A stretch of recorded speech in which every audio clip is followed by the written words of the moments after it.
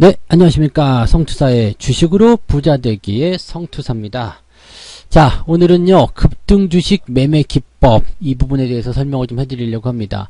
사실 급등주 말만 들어도 좀 짜릿하기도 하고요. 자, 저런 거 한번 해봤으면 좋겠다 이렇게 생각하시는 분들 굉장히 많은데, 이 급등주식도 알고 하면 백전백승이고요, 모르고 하면은 그냥 막 좌충우돌이기 때문에 좀 공부를 하고 대응을 좀 하시면 좋을 것 같아요. 누구나 급등주를 만날 때가 있거든요. 내가 산 주식이 단기적으로 급등을 하게 되면 그게 급등주가 되는 거잖아요. 그래서 그때 어떻게 대응을 해야 되는지, 또 내가 우연히 급등주를 발견했을 때 이런 것들을 따라가야 되나 말아야 되나, 여기에 대한 강의가 오늘 진행된다고 보시면 되겠습니다.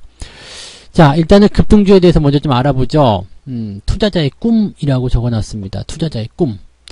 맞는 것 같아요. 모든 투자자들, 거의 대부분의 투자자들이 급등주로 수익을 좀 내고 싶어 하는 생각이 있지 않겠습니까? 네, 급등주라는 것은요, 말 그대로요, 단기간에 빠르게 상승하는 주식을 얘기합니다. 급등. 이거 급하다는 급이잖아요. 그 다음에 오를 등 해가지고 급하게 올라가는 급등주.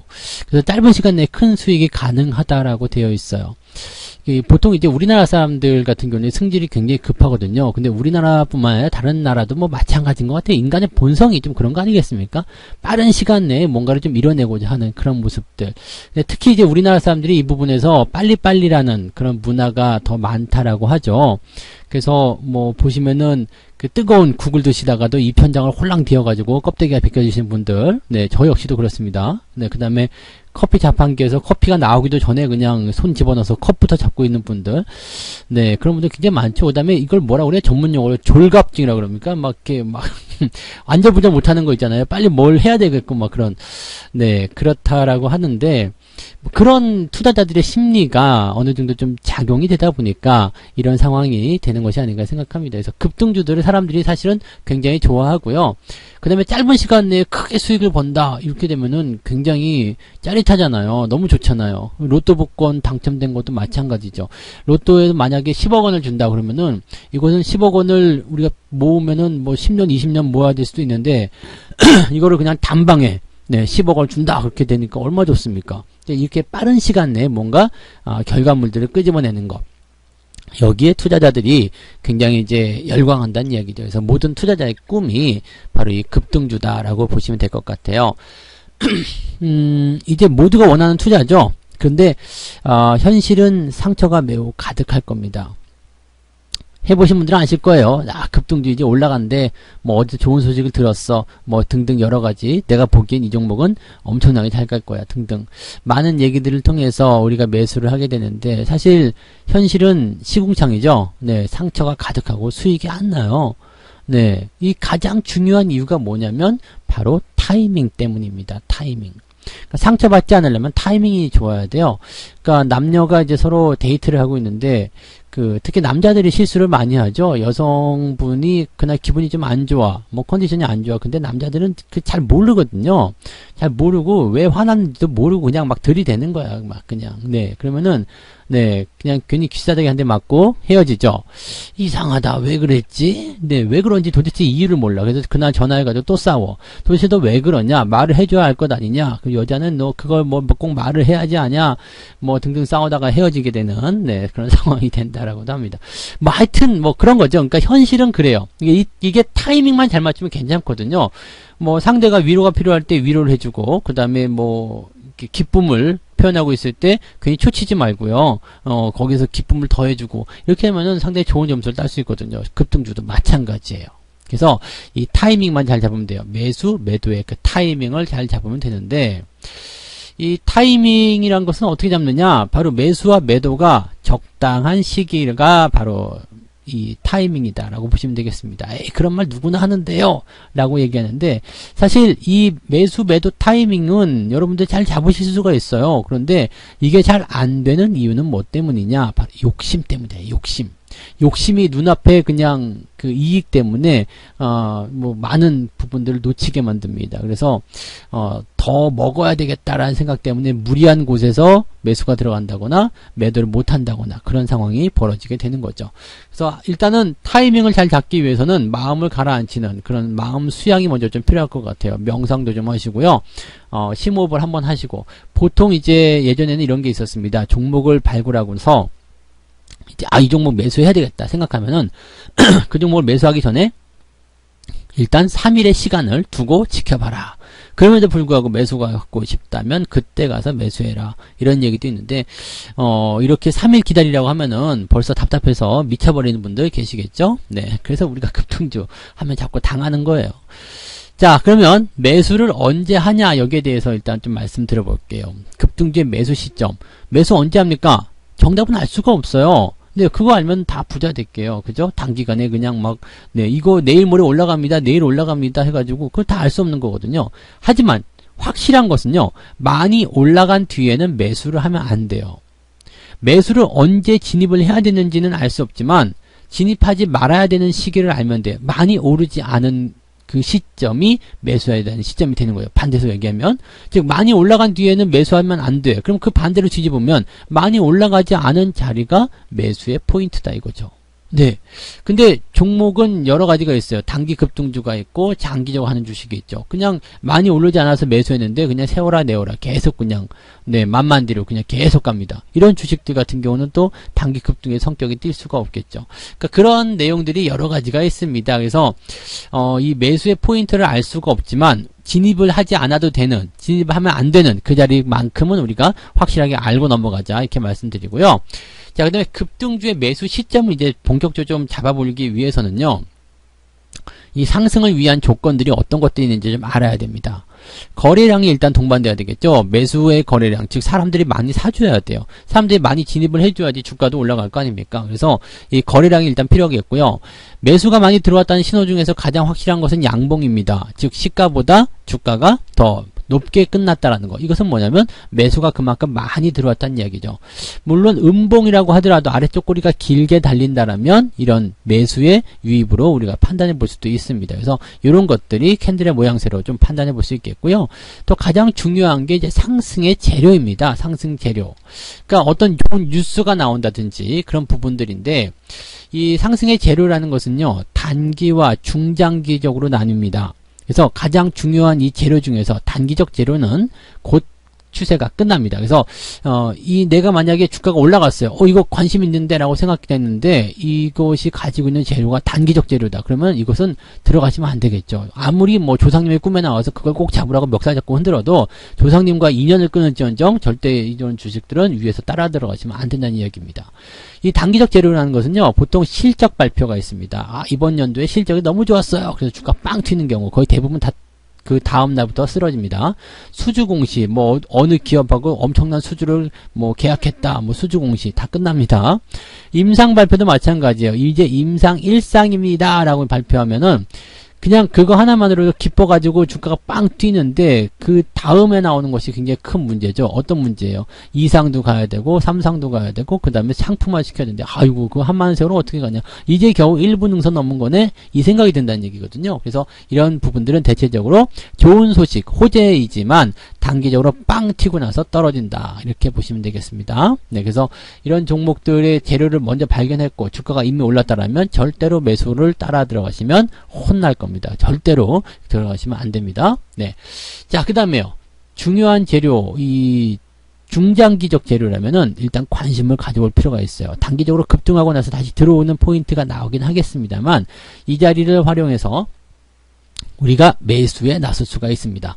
근데 이 중장기적 재료라는 것은요, 단기에 그냥 훌쩍 끝나는 것이 아니라 오랜 기간, 적어도 뭐 6개월 또는 1년 또는 뭐 몇 년에 걸쳐서 계속 진행될 수도 있는 그런 부분이 될 수 있겠죠. 그러니까 중장기적 재료라면 이제 관심을 가져봐야 되는데 정책적인 부분들이 있을 거고요. 정치적인 이슈들, 그 다음에 사회적 이슈들이 바로 여기에 속한다고 보시면 되겠습니다. 그래서 정책이라는 부분들은 사실 정부가, 나라가 하는 것이기 때문에 이것이 단기간에 뭔가로 끝날 만한 부분이 아닙니다. 적어도 뭐 1년, 2년 또는 이번 정권이 진행되는 그 과정 동안에 계속 진행되는 부분이 있거든요. 정치적 이슈 같은 경우도 마찬가지고요. 공약과 관련된 내용이기 때문에 그러하다고 보시면 되겠습니다. 사회적 이슈는 이거는 약간 중기적 관점이죠. 아주 장기적으로 가는 경우는 드뭅니다. 그래서 지금 현재 사회적 트렌드가 만약에 혼밥이다. 네, 혼밥. 뭐 이렇게 됐으면 뭐 혼밥에 대한 부분들 때문에 편의점 또는 1인 식품에 대한 냉동식품에 대한 이런 것들이 증가한다. 그래서 관련 종목들이 증가할 수 있는 거고요. 또 최근처럼 외출을 하지 못하는 상황이 벌어진다. 이렇게 벌어진다면 뭐 계약이 연기됐다 그러면은 온라인 같은 온라인 강연이라든지 이런 부분들이 각광을 받게 될 테고요. 또 뭐 방탄소년단 관련해 가지고 엔터가 뜬다 그러면 이런 것들이 이제 그런 이슈가 되는 거죠. 이건 그것들은 그냥 한 방에 끝나는 것이 아니라 어느 정도 기간을 가지고 진행이 됩니다. 근데 영구적으로 지속되는 것은 아니기 때문에 장기적이라고 보기는 어려운 상황이라고 보셔야 되겠죠. 네, 그러한 조건들이 있는 거고요. 그 다음에 중장기적 재료에서 단기적 재료는 이미 늦었다고 말씀드렸어요. 매수하시면 안 됩니다. 그 다음에 중장기적 재료는 기회가 있는데 어떤 기회인지 차트로 살펴보도록 하겠습니다. 자, 차트를 보게 되면 이제 이게 푸른 기술입니다. 제가 실제로 6,000원에 매수해서 네, 수익을 한 500% 정도까지 올렸던 종목인데요. 아마 제가 이제 매수한 그 계좌 다 보셨기 때문에 아마 아실 거예요. 6,000원에 평단가가 형성이 되어 있습니다. 매수를 그때 한 거고요. 그때 같이 매수하셨기 때문에 아마 아실 분들, 같이 수익을 내신 분들도 있으리라 생각합니다. 6,000원에 매수했는데 이 매수 포인트 보세요. 단기적으로 상승하고 나서 이제 주가가 한 번 정도 소강 상태를 보이거든요. 이게 가장 중요한 위치입니다. 단기 급등주들 같은 경우는요, 빵 치고 나서 이렇게 들어오는 소강 상태를 보이게 되는데 일단 이 부분이 대북 관련이잖아요. 대북 관련은 뭐예요? 현 정권에서 진행하고 있는 정책적인 사항들. 그럼 이건 중장기적이다 이게 봐야 돼요. 그러면 상승 이후에 상승 시점에 따라가는 것은 아니고요. 상승 이후에 들어오는 포인트, 이 자리가 바로 매수의 포인트가 되는 겁니다. 그래서 저는 뭐 5,000원대 이런 때 매수는 하지 않았고요. 이렇게 따라 들어가지도 않았습니다. 들어와서 이게 올라갔다가 내려와서 움직일 때, 그럴 때 매수가 들어서 6,000원 정도의 매수 평단가가 형성이 된 거죠. 그러니까 그런 식으로 우리가 판단을 내려가시면 되는 거고요. 자, 두 번째 종목을 보게 되면 이제 4대강이죠. 이건 2007년도에 제가 4,200원에 매수해서 4만원에 딱 4만원에 팔았습니다. 딱 4만원에요. 4만원에 걸어놨더니 그날 팔렸어요. 그래가지고 거의 10배 가까운 수익을 올렸던 종목이기도 합니다. 이것도 마찬가지죠. 자, 이슈가 터졌는데 강하게 빵 치고 나서 들어와요. 빵 치고 나서 들어오는데 따라가지 않아야 된다고 말씀드렸습니다. 절대 따라가시면 안 돼요. 이럴 때 들어왔다가 나가는 자리를 확인해서 매수를 하셔야 됩니다. 이 빵 치고 올라갔을 때는 이미 우리가 봤을 때 늦기 때문에 매수 들어가시면은 이렇게 장기적으로 뒤에 큰 수익이 나오는데도 불구하고 윗꼭대기에 물려가지고 손절치게 되거든요. 절대 그렇게 들어가시면 안 되기 때문에 이 부분은 각별히 주의를 하셔야 됩니다. 자, 그렇다면 이것은 어떤 거냐? 정책 관련주잖아요. 이것도 그 당시 MB 정권이 4대 강에 대한 어떤 사업들을 진행한다 해가지고 나왔었던 종목들입니다. 그래서 정책 관련주들은 이렇게 오랜 시간 동안 주가가 상승하는 경향들이 있다라는 거. 이것 말고도 뭐 정책 테마도 많이 있었죠. 원자력 테마도 있었고요. 그 다음에 자전거 테마도 있었고요. 어떻게 보면 MB 때가 가장 테마가 많았던 게 아닌가 생각됩니다. 그죠? 그 다음에 바로 직전 정권에서는 이제 저출산과 관련된 그런 내용들, 그래서 뭐 아기용품 관련 종목이라든지 이런 것들이 움직였었고, 이번 정권에서는 이제 대북 관련주들이 움직이는 모습들이 있었다 이렇게 보시면 되겠죠. 그래서 정책 관련주들이 나오게 되면은 이런 것들은 장기 롱런을 할 가능성이 높기 때문에요. 정권이 바뀌기 전까지는 그 수명이 계속 유지가 될 수가 있습니다. 그리고 크게 오를 수 있기 때문에 이런 내용들에 대해서는 관심을 가져볼 필요가 있겠죠. 다만 이제 단기적 포인트가 나오는 부분들이 있어요. 이 쌍방울이라는 기업이죠. 쌍방울이라는 기업은 이제 1월 후반부에 주가가 크게 상승하고 나서 주가가 이제 하락하는 모습을 보였는데, 왜 그랬나 보니까 이제 중국 내에서 마스크 방역 시장에 진출한다. 중국에 대한 마스크 방역 시장에 진출한다. 지금 이 쌍방울이 마스크 생산한다는 이야기들이 계속 나왔잖아요. 근데 이 마스크 같은 경우는 어때요? 이 부분은 당연히 지금 시점에서 반짝 필요하긴 하겠습니다만, 이후가 되면은 이렇게 지금처럼 그렇게 수요가 막 급격하게 늘어난다거나 또는 없어가지고 못 산다거나 그러지 않을 거란 말이죠. 이것은 뭐야? 단기적인 이슈죠. 대신에 단기긴 단기인데 좀 뭐 어느 정도 중기적 관점을 볼 수도 있는 단기라고 볼 수는 있겠는데, 그렇다고 하더라도 지금 현재 이 쌍방울이라는 기업은 마스크 쪽에서는 또 후발주자로 속한단 말이에요. 그렇게 되면 어떻게 될까요?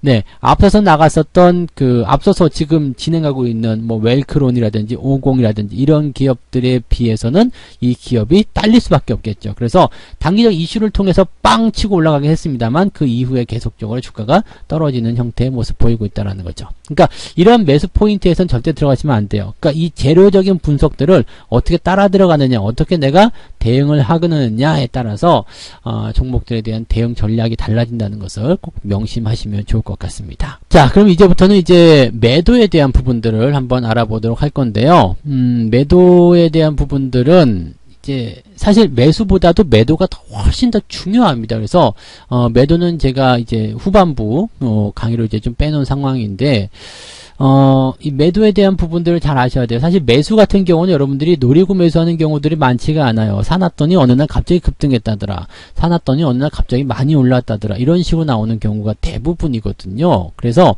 이 급등주에 대한 매도를 가져가시는 이런 포인트에서는요. 사실 뜻하지 않게 그냥 급등한 거예요. 내가 가진 주식이 이렇게 많이 올라가는데 어떡할까요? 이런 부분이거든요.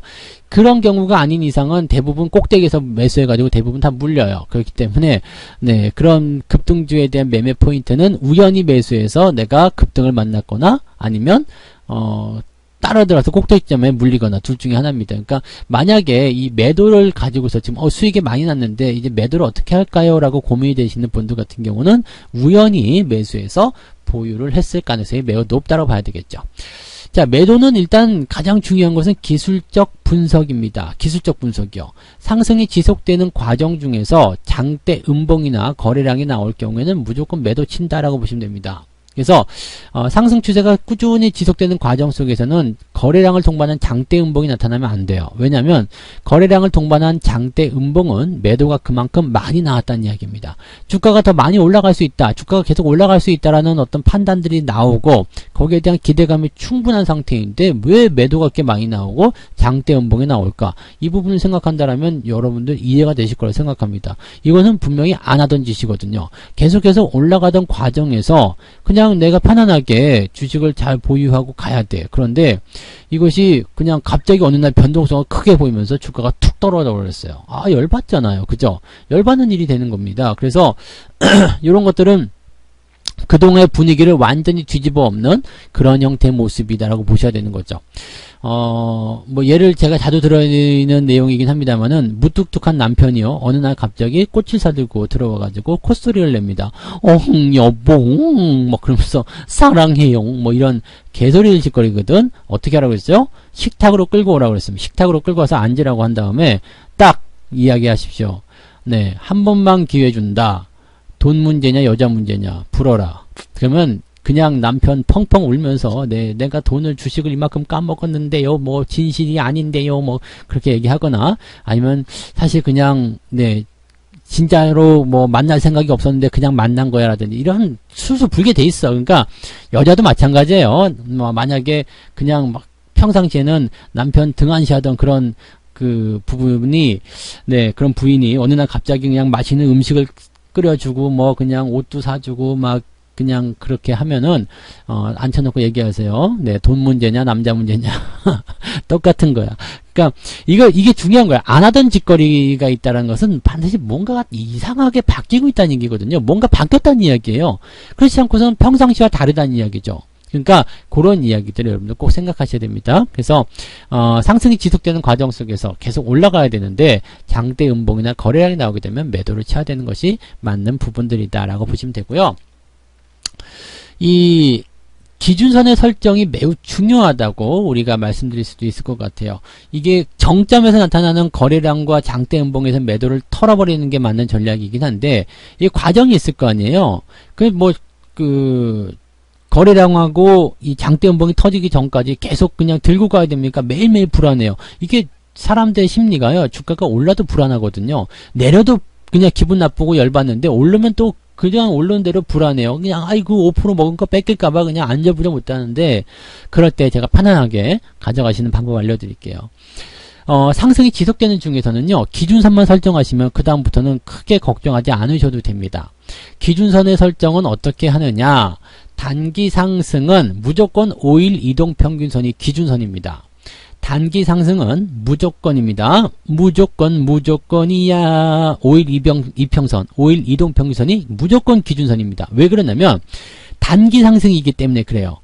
5일 이동평균선은 단기 기준선이죠. 단기 기준선이기 때문에 단기 상승에 그대로 먹혀 들어가는 겁니다. 다시 얘기하면 5일 이동평균선 위쪽에 올라가 있어야 돼요. 주가가요.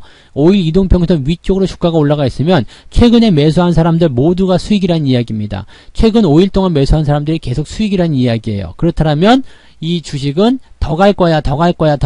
사니까 올라갔네. 이런 분위기가 형성되거든요. 그래서 5일 이동평균선 기준으로 했을 때 주가가 위쪽에 있더라면 음봉이 나오건 양봉이 나오든 신경 쓰지 말고 그대로 홀딩하세요. 이게 이제 약간 다른 경향으로 갈 수 있는 것은 장대 음봉과 거래량, 이 부분이 이제 특이한 부분이 되겠습니다만, 그렇지 않고 정상적인 상황이라면 음봉이든 양봉이든 모두 홀딩을 유지하시면 됩니다. 왜? 물린 사람이 없기 때문에 매도할 이유가 없어요. 그래서 주가는 더 올라간다라고 보셔야 되는 겁니다. 자, 실질적으로 이제 매도라는 것은요, 기술적 분석이라고 보시면 됩니다. 기술적 분석이요. 그래서, 이 5일 이동평균선이 종가 기준으로 이탈을 하게 되면, 다음 지지선은 20일 이동평균선이 됩니다. 이건 조금 이따 차트를 보게 되시면 좀 이해가 빠르실 텐데요.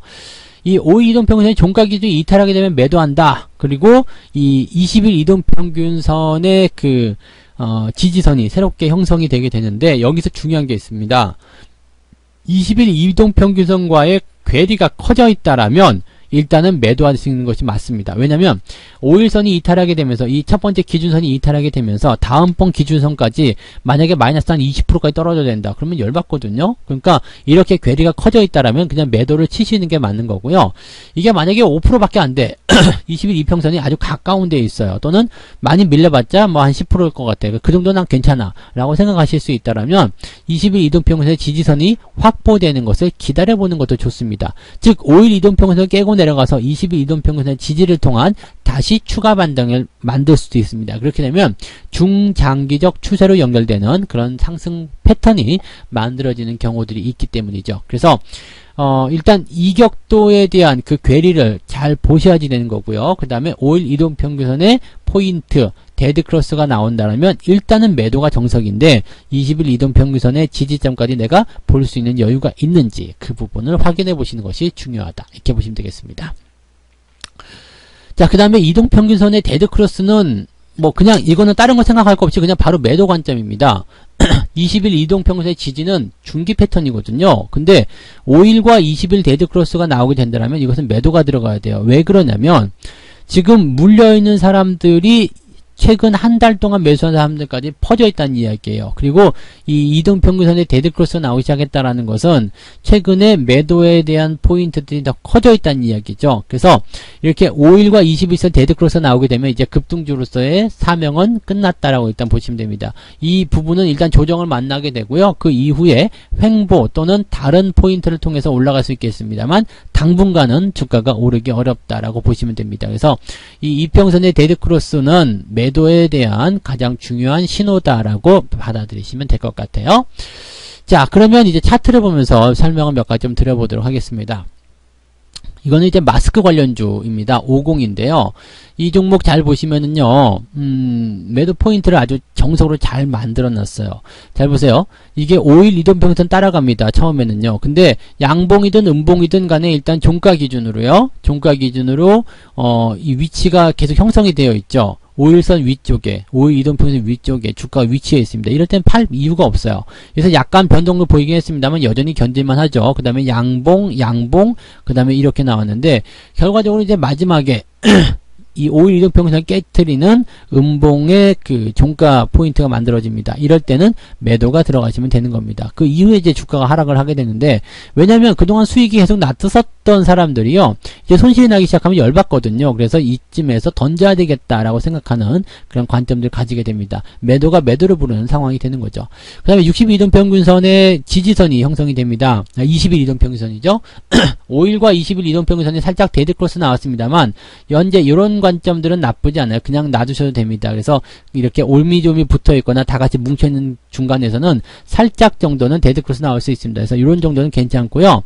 22이동평선 이제 지지가 형성되면서 다시 주가가 상승하게 됐는데 이 상황이 또 만들어지게 되죠. 장대 음봉이 형성이 되면서 5일선을 또 기준선으로 이탈하게 됩니다. 그리고 최종적으로 5일과 20일 사이 데드크로스가 나오게 되는데 이때는요. 이동평균선 때와 지금 데드크로스에 대한 상황들이 이렇게 캔들 모양새들이 전부 다 아래쪽으로 훅 하고 떨어져 있는 모습이에요. 분명히 다릅니다. 이쪽 형성된 작은 데드크로스와 이쪽에 형성된 큰 데드크로스는 분명히 상황이 다르기 때문에 이런 상태에서의 데드크로스에서는 반드시 매도를 하셔야 된다는 겁니다. 차트를 보시면 조금 더 이해가 아주 쉬우실 거라고 생각합니다. 네, 다음 거 한번 보도록 할게요. 이너와이어리스라는 종목에 대한 매도 시점입니다. 뭐 단기적 급등이라고 보기 좀 어렵겠습니다만 그래도 한 40-50% 올랐기 때문에 한번 보도록 하죠.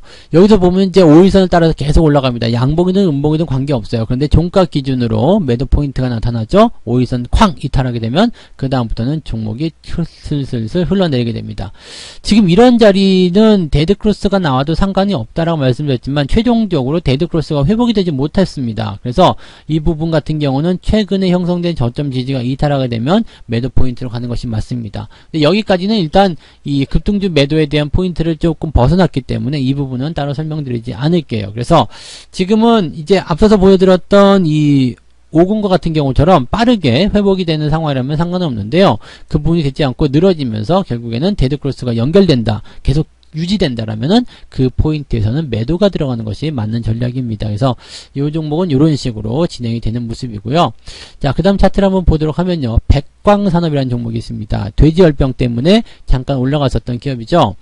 자, 이 기업 같은 경우는 지금 빵 하고 튀었어요. 돼지열병에 관련된 뭐 생석회니 뭐 이런 얘기들이 나와서 이제 주가가 좀 튀긴 튀었는데 문제는 뭐냐면 단기적 저항대, 그죠?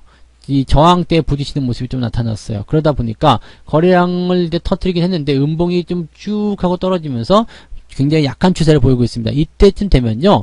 이 직전 그 고점에 대한 저항대와 그리고 여기에서 나오는 그 매물 이런 것들이 좀 크게 압박을 줄 때가 있습니다. 지금 현재 시점은 이 매물을 통한 주가 하락이 진행된 것이다 라고 보셔야 되는 부분이죠. 그렇기 때문에 지금 자리는 뭘 하셔야 되죠? 매도를 들어가시는 것이 가장 정확한 위치라고 보시면 됩니다.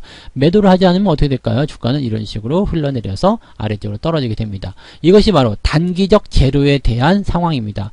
왜냐하면 아프리카 돼지열병 같은 경우는 일단은 통제를 통한 또 예방에 대한 부분들이지만 이것은 뭐 100년, 1000년 갈 만한 그런 길다란 재료는 아니란 말이에요. 그러니까 이 부분에 대한 것들은 우리가 재료적인 분석들을 잘 하실 줄 알아야 됩니다. 그래서 단기 급등 이후에 힘이 바로 없어지는 그런 패턴들에서는 조심하셔야 될 필요가 있다는 거죠. 그러니까 이제 급등주들도요, 단기에 빵 치고 올라갔지만 이것이 연속될 것인가 아닌가에 따라서 이 대응 전략들이 달라진다 정도로만 보셔도 좋을 것 같습니다. 자, 그럼 이제 정리해 드릴게요. 단기 급등주 같은 경우는 심리적인 투자다라고 말씀드릴 수 있습니다. 심리 투자다.